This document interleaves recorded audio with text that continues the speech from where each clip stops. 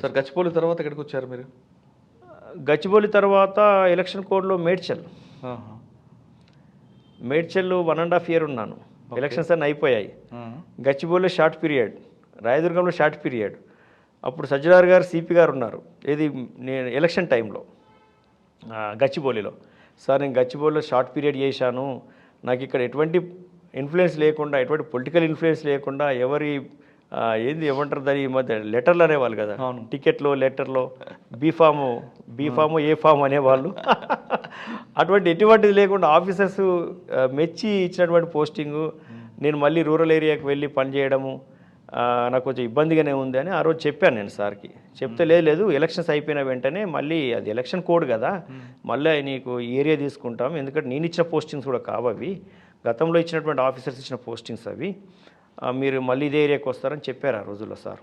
చెప్పి నన్ను మళ్ళీ ఎలక్షన్స్ 1.5 ఇయర్ తర్వాత మున్సిపల్ ఎలక్షన్స్ కూడా అయిపోయేసరికి 2019, 2020లో అన్ని ఎలక్షన్స్ అయిపోయాయి.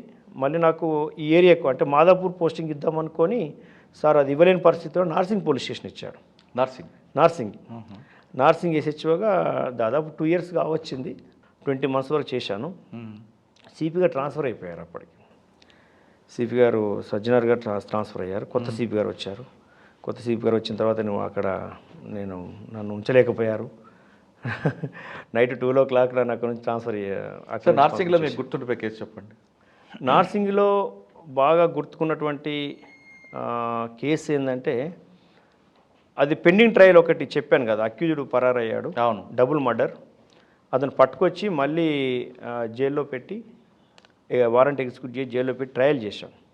ట్రయల్ చేయడం వల్ల life until death number 1. Number 2, Dinesh Dharne అనే వ్యక్తి ఒక చిన్న పిల్లను 6 years గర్ల్ను రేప్ చేసి పంగల్ చీర్చేసి చంపేస్తాడు.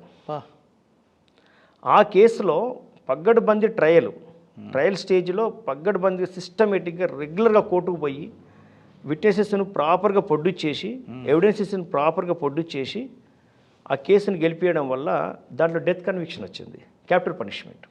సార్ వాడిని కోర్టుకి పంపకని ముందు మీరు తీసుకొచ్చి ఉంటారు కదా, మీ స్టేషన్లో ఉంచారు కదా, వాడికి ట్రీట్మెంట్ ఇచ్చారా? సైంటిఫిక్ ఎవిడెన్స్ కలెక్ట్ చేయడం అది కాదండి, పోలీస్ ట్రీట్మెంట్ వచ్చింది అంటే. ఇప్పుడు ఎలా ఉంటుందంటే అక్యూజ్డ్ విషయంలో ప్రొఫెషనల్ పోలీస్ ఆఫీసర్ ఎలా ఉంటాడంటే, అక్యూజ్డ్ గనక పోలీస్ ఆఫీసర్ కోరుకుంటున్న విధంగా పోలీస్ ఆఫీసర్కు ఉన్నటువంటి క్లూస్ ప్రాపర్గా క్లూస్కు ఇంట్రాగేషన్లో ఆన్సర్ ఇస్తున్నాడంటే ఆ పోలీస్ ఆఫీసర్ ఫిజికల్ ట్రీట్మెంట్ చేయడు, ఫిజికల్గా చేయడు. ఎందుకంటే కావాల్సినటువంటి క్లూస్ దొరుకుతున్నప్పుడు, కావాల్సినటువంటి రీజన్ క్లియర్ అవుతున్నప్పుడు నీడ్ ఏముంటుంది. కానీ ఒక చిన్న పిల్లని అలా చేయడం అనేది ఒక మనిషి ఎవరికైనా అంటే మీలాంటి వారికి ఇంకా కసి ఉంటుంది కదండి. అంటే కొంత డౌట్స్ క్లియర్ కానప్పుడు ఇంట్రాగేషన్ అనేది ఉంటుంది, ఫిజికల్ ఇంట్రాగేషన్ అనేది ఉంటుంది, జరుగుతుంది. అంటే మనం కొన్ని ఓపెన్గా చెప్పలేము. అవునండి, ఇంట్రాగేషన్ లేకుండా కొన్ని డౌట్స్ క్లియర్ కావు, పోలీస్ ఆఫీసర్కి ఉన్న డౌట్స్ క్లియర్ కావు, చెప్పాలనుకోరు కూడా. అవును, చాలా ప్రొఫెషనల్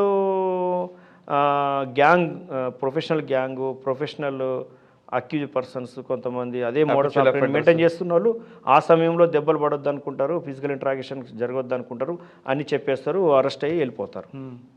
అట్లా డిఫరెంట్ ఉంటారు. మరి కొంతమంది ఏంటంటే ఎంత కొట్టినా ఎంత ఇంట్రాగేట్ చేసినా చెప్పరు. అలాంటప్పుడు టైం ఎక్కువ తీసుకుని రకరకాల మెథడ్స్ అన్నీ ఫాలో చేస్తారు. అంటే ప్రొఫెషనల్ అఫెండర్ బెటర్ ఏమో దొరకడం. అంటే తొందరగా బ్రేక్ అయిపోతుంది, తొందరగా బెండ్ అయిపోతారు, తొందరగా రికవర్ అవుతుంది, తొందరగా మేడ్ అవుట్ అవుతుంది, కన్విక్షన్ వస్తుంది, జైలుకి వెళ్ళిపోతారు. అట్లా ఇట్లా కావద్దు అట్లా కావద్దు అనుకుంటాం, ఏదైనా జరగకూడదు అనుకుంటాం. ఓకే, జరిగిపోతున్నప్పుడు నార్సింగ్లో 2 సంవత్సరాలు, దాదాపు 2 సంవత్సరాలు 20 నెలల వరకు చేశాను. తర్వాత కొత్త సిపి గారు వచ్చారు. వారు నన్ను రాత్రి 12 గంటలకు ఒక ఇన్విటేషన్ లేని ఫంక్షన్ పిలిపించి ఆ ఫంక్షన్లో నా చేతులు ఆర్డర్ పెట్టి అక్కడ నుంచి పంపించేశారు. అదేంటి అంత ఘోరంగా? సార్ ఫస్ట్ మీకు చెప్తుంది ఏంట్లో అర్ధరాత్రి 12 గంటలకు నోటీస్ ఇచ్చి మీకు సస్పెండ్ చేశారు కదా, మరి కోర్టుకు వెళ్ళొచ్చు కదా మీరు? నేను ఇదే చేసింది ఇక్కడ న్యాయంగా ప్రాసెస్ ప్రకారంగా నేను డీటెయిల్ ఎక్స్ప్లెనేషన్ ఇవ్వడం జరిగింది. అప్పుడున్న సిపి గారికి డీటెయిల్గా ఇచ్చాను. డీటెయిల్గా ఇచ్చినప్పటికీ ఆ ఆఫీసర్ దృష్టిలో ఏముందో మాకు తెలియదు కాబట్టి డీటెయిల్ ఎక్స్ప్లెనేషన్ కూడా ఇగ్నోర్ చేసి పక్క పెట్టేశారు. నాకు ప్రమోషన్ వచ్చే సమయం ఏర్పడ్డది. నేను ఒకసారి 2 సార్లు 3 సార్లు వెళ్ళడం జరిగింది. అయినప్పటికీ కూడా నిర్లక్ష్యం వహించడం, ఇగ్నోర్ చేయడం జరిగింది. అంటే ఇంటర్వ్యూ కూడా వెళ్ళదా? ఆ, అవకాశం ఇచ్చారు చెప్పుకోవడానికి, కానీ చెప్పింది పూర్తిగా వినిపించుకోవట్లేదు. ఎప్పుడైనా కానీ మనము ఎదుటి వాళ్ళు చెప్పింది పూర్తిగా వినాలి. విన్నప్పుడే మనము న్యాయం చేయడానికి అవకాశం ఉంటుంది. విన్నప్పుడు న్యాయం చేయడానికి అవకాశం ఎక్కడ ఉంటుంది? కోర్టు అనేది పని చేస్తుంది, వ్యక్తులు అనేది పని చేయాలి, వ్యవస్థ అనేది పని చేయాలి. వినాలి. వినప్పుడు మనకు కూడా చెప్పాలని అనిపిస్తుంటుంది. మనం చెప్తుంటే ఒక దిక్కు చెప్తుంటే ఒకవైపు కిందికి తలబెట్టి కిందికి విననట్టుగా ఏదో సొంతంగా పని చేసుకుంటుంటే ఇగ్నోర్ చేస్తుంటే ఏం చెప్పాలనిపిస్తుంది? చెప్పాలనిపించదు. అలాంటప్పుడు నేను చేసింది అదే పని. తప్పు చేసిన వాళ్ళ దగ్గరికి వెళ్ళి తప్పు చేయలేదని చెప్పుకోవాల్సిన అవసరం లేకుండా కోర్టుకు వెళ్ళాను. నేను వెళ్ళాను. కోర్టు రిట్ ఫైల్ చేశాను. కోర్టు రిట్ ఫైల్ చేసిన తర్వాత సుదీర్ఘంగా వాదనలు జరిగాయి. నేను ఇచ్చిన ఎక్స్ప్లెనేషనే నాకు అఫిడేవిట్ అయింది. అఫిడేవిట్ ప్రకారంగా కోర్టు పూర్తిగా పరిశీలించి నా మిస్కండక్ట్ లేనట్లుగా, నేను ఎటువంటి అవిధేయత నా దగ్గర లేనట్టుగా, నేను ఏం తప్పు చేయనట్టుగా నాకు జడ్జిమెంట్ ఫేవర్ వచ్చింది. ఆ జడ్జిమెంట్ ఫేవర్ రావడం వల్ల నాకు ప్రమోషన్ వచ్చింది. నాకు ప్రమోషన్ రావడం వల్ల నేను క్లీన్ చిట్తో బయటపడ్డాను. అంతేకాదు నాతో సస్పెండ్ అయినటువంటి లక్ష్మణ్ ఎస్ఐ కూడా దాంట్లో జడ్జిమెంట్ ద్వారా ఆయన కూడా బయటపడ్డాడు దాంట్లో. ఎస్. అంటే ఇక్కడ ఏంటంటే వ్యవస్థలో మనము ప్రభుత్వం సెలెక్ట్ చేసి మనకు బాధ్యతలు అప్పగించింది అంటే మనము ఖచ్చితంగా ప్రమాణం చేస్తాం. ప్రమాణం చేసినట్టుగా ఖచ్చితంగా ఉండాలండి. అప్పుడు వ్యవస్థ ఏమనుకుంటుంది, మనం అత్యంత విశ్వాసపాత్రులుగా నమ్ముతుంటుంది వ్యవస్థ. కానీ వ్యవస్థ ఒక తీరు మనం నమ్మి స్థానంలో పెట్టినప్పుడు, మన మీద ఉన్నటువంటి బాధ్యతలు అలా ఉన్నప్పుడు మన పనితనంలో ఇంకో తీరు ఉండకూడదు. వ్యవస్థ ఎట్లా తయారైపోయిందంటే దొంగలే నమ్ముతున్నారు, చెడ్డవాళ్లకు చెడ్డవాడు ఇష్టపడుతున్నాడు. ఆ సమయంలో ఏం జరిగితే బాగుంటుంది, ముక్కుసూటిగా వెళ్ళే వ్యక్తి అవసరం లేదు, ప్రొఫెషనల్గా వెళ్ళే వ్యక్తి అవసరం లేదు, పనిమంతులు అవసరం లేదు, రియల్ పోలీస్ ఆఫీసర్ ఆ సమయంలో ఉండకూడదని కోరుకుంటారు కొంతమంది. సార్, రియల్ పోలీస్ అన్నారు కాబట్టి మీకు క్వశ్చన్ అండి. సాధారణంగా మీరు అన్నట్లుగా యూనిఫామ్ వేసుకున్నప్పుడు మనం ఓట్ తీసుకుంటాం. ఆ ఓట్ ప్రకారం మనం రావాలి, రిటైర్ అయ్యే వరకు అదే ఓట్ ఉండాలి. కానీ కొంతమంది ఆఫీసర్లు ఫస్ట్ యూనిఫామ్ వేసుకోగానే అసలు టెరిఫిక్గా పనిచేస్తారు. క్రమేపీ ప్రమోషన్ వచ్చిన తర్వాత వాళ్ళ మార్పు ఎందుకు వస్తుంటుంది? అంటే ఒకటి బేసిక్లో మార్పు రాదు. పని చేయాలనుకున్న వ్యక్తి మొదట్లో ఎటువంటి లక్ష్యాన్ని పెట్టుకుంటాడో అదే లక్ష్యంతో. కానీ కొంతమంది ఆఫీసర్లు, మీకు ఎదురైన ఆఫీసర్లు, మీరు ఒక విక్టిమ్ అయిన ఆఫీసర్ కూడా గతంలో మంచి టాప్ ఆఫీసర్, కానీ తర్వాత ఎందుకు మార్పు వచ్చింది అనుకోవచ్చు? అది మీరు అన్నట్టుగానే చాలామంది అన్నారు. ఈవెన్ క్షేత్రస్థాయిలో బేసిక్ లెవెల్లో బాటమ్ లెవెల్లో పనిచేస్తున్న వ్యక్తి కూడా ఆ మార్పును గమనించారు. ఎందుకు అలా అయ్యారని. అలా అవ్వకూడదు, దురదృష్టం. అటు అవ్వడం దురదృష్టం.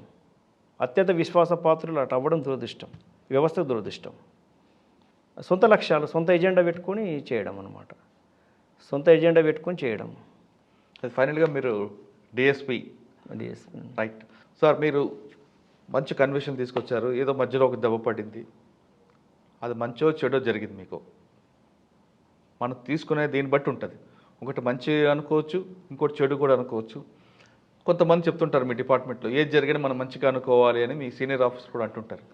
అంటే ఒక ఆఫీసర్ యొక్క యాటిట్యూడ్ తెలుస్తుంది, లేదు ఫ్యూచర్లో ఇటువంటి ఇబ్బందులు రాకుండా ఉండాలంటే మనం ఏం చేయాలి అనే విషయం కూడా మీకు ఒక లెసన్ అనుకోవచ్చు. ఫైనల్గా తీసుకుంటే ఈ డిపార్ట్మెంట్లోకి వచ్చే వాళ్ళకి, యాస్పిరెంట్స్ అవ్వచ్చు లేదా ఆల్రెడీ డిపార్ట్మెంట్ ఉన్న వాళ్ళకి మీరు ఇచ్చే మెసేజ్ ఏంటి? ఇప్పుడు మీరు ఎన్సీసీలో ఉండి ఆ యూనిఫామ్ మీద మోజుతో ఇందులోకి వచ్చారు. చాలామంది ఎన్సీసీలో కదా పోలీసులు చూసి కొంతమంది వస్తుంటారు, లేదా మీ ఇంటర్వ్యూ చూసి కొంతమంది రావాలనుకుంటారు, లేదా మీ ఊర్లో వాళ్ళు కొంతమంది రావాలనుకుంటారు. ఆ విధంగా పోలీస్ అవ్వాలని ఈ డిపార్ట్మెంట్లో రావాలనుకున్న వాళ్ళకి మీకున్న కష్టాలు అన్నీ చూసుకున్నారు కాబట్టి వాళ్ళకి రమ్మంటారా, రావద్దంటారా? వస్తే ఏ విధంగా ఉండాలి? పోలీస్ వ్యవస్థలోకి యువత రావాలి. ఎందుకంటే రానున్న రోజుల్లో కొత్త కొత్త ఛాలెంజెస్, సవాళ్ళు, ఈ సమాజం ప్రశాంతంగా నిద్రపోకుండా ఉండడానికి కొత్త కొత్త సవాళ్ళు వస్తున్నాయి. వాటి నుంచి ప్రజల్ని రక్షించడం కోసం, ప్రజల్ని సుఖశాంతులతో ఉంచడం కోసం యువత పోలీసులకు వచ్చి పోలీసింగ్ చేయాల్సిన అవసరం ఉంది. ఓకే. యువత వచ్చి ఖచ్చితమైన ట్రైనింగ్ ద్వారా ఈ వ్యవస్థను, సమాజాన్ని రకరకాల సవాళ్ళ నుంచి రక్షించాల్సిన అవసరం ఉంది. కాబట్టి యువత రావాలి, వచ్చి పోలీసింగ్ చేయాలి. వాళ్ళు పోలీసింగ్ చేసే విధంగా వాళ్ళకు వనరులు, టెక్నాలజీ అన్నీ సమృద్ధిగా అందుబాటులోకి తీసుకొస్తే యువత పనిచేయడానికి కూడా ఆసక్తి చూపుతారు. అట్ ద సేమ్ టైం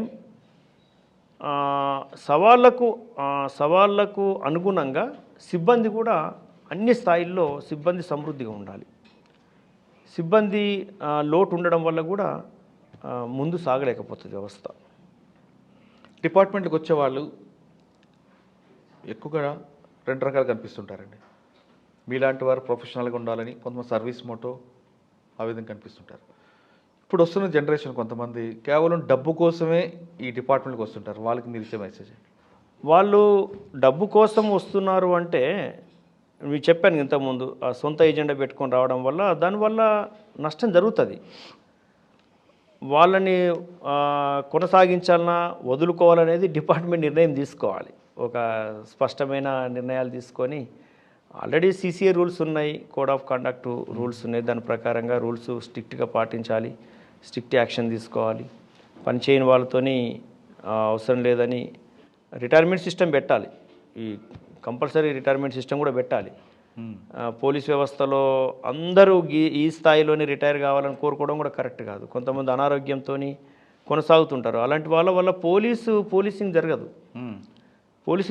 ఉన్నవంటే ఉన్నాను అన్నట్టుగానే ఉంటుంది, ఏదో బొమ్మలాగా పనిచేస్తుంటారు. అటువంటి వాళ్ళతోని ఈ సవాళ్ళన్నీ స్వీకరించడము, ఈ సవాళ్ళన్నింటినీ ఛేదించడము జరగదు వాస్తవానికి. అదనేది జరగాలి. అది